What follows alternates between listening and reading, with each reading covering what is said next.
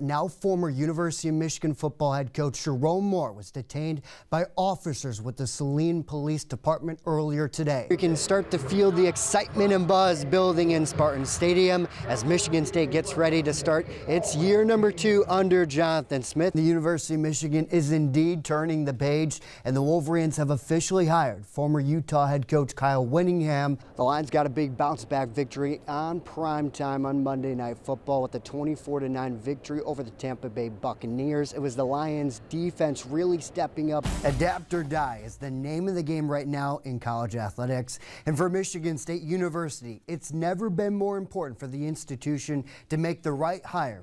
Hey, Seth and David, that's right. We're going to flip that switch from football over to basketball. After almost a 3-hour delay, we finally had baseball here at Comerica Park, and the Seattle Mariners, they came out swinging. It was a battle all the way to the very end in that second half, but Michigan State dug itself a hole in that first half. The road to the big leagues is far from easy, and for many of these players behind me, it consisted of a journey from going to the high A affiliate Lansing Lugnuts, and MSU repeats as the GLI champs as well.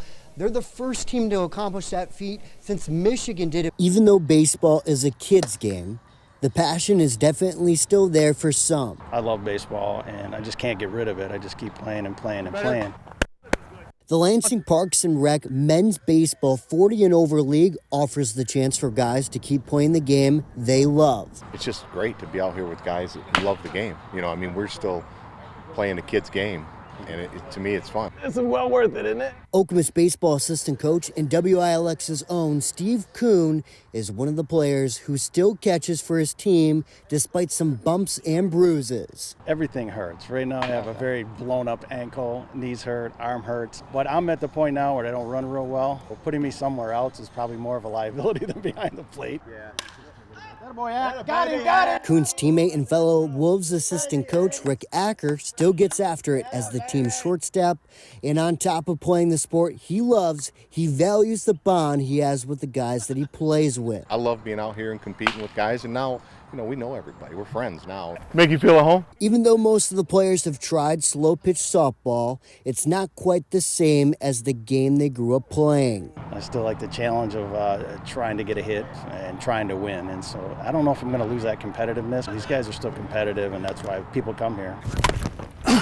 Kuhn and the rest of the guys in this league have either coached or played the game of baseball for a long time, and it's the opportunity to come out here and play underneath the lights that keeps them young. We're going to play until the wheels fall off. I mean, I think most of the guys I know, we're just going to keep going until we can. That's a motivator, right, to try to stay healthy and stay active.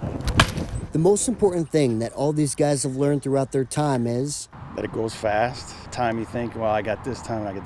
Even if I'm a freshman or 8th grader, it's a long time for a senior, but it's not. This game can be super fun if you just realize that you're going to fail and take strides, but I think that's life. That's better than a ground out, I guess. In Lansing, Owen Oszust, News 10 Sports.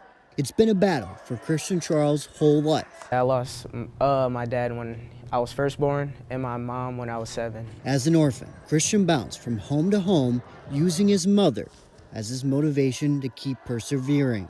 My motivation is my mom. I'm trying to do everything for her because when I was younger, she was always there. Even though I couldn't live with her, she was always there. After a brief stint down in Atlanta, Georgia, Christian moved back to Lansing.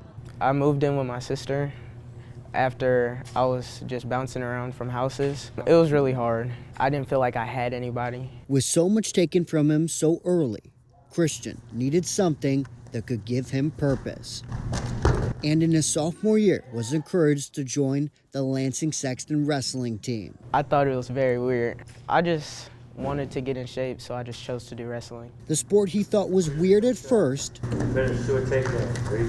turned into his anchor. It helps me like control my emotions, and then I just make friends because we both wrestle, and typically that's a conversation starter. I want to have fun because my childhood, I was just sad all the time. And Sexton wrestling coach Jeffrey Howard felt it was an immediate fit. He's been a great asset to the team, one of the hardest workers on the team.